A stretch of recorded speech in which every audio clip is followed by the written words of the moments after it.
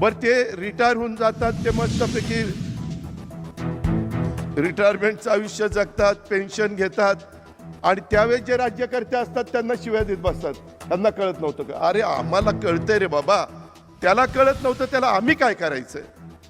Technical लोकांना मला सांगायचं, इथनं पुढं उड्डाण पुलाचं डिझाईन करताना चौकाच्या पुढं जाऊन तो उड्डाण पूल उतरला पाहिजे.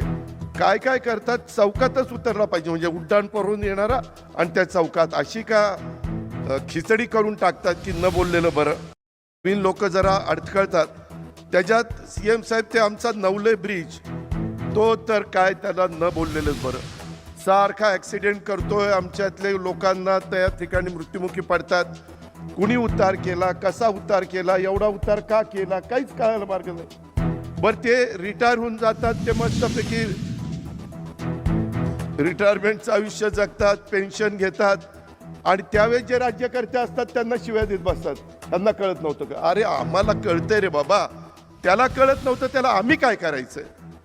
टेक्निकल लोकांना मला सांगायचं, इथनं पुढं उड्डाण पुलाचं डिझाईन करताना चौकाच्या पुढं जाऊन तो उड्डाण पूल उतरला पाहिजे.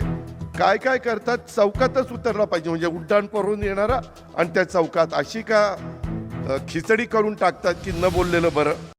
नवीन लोक जरा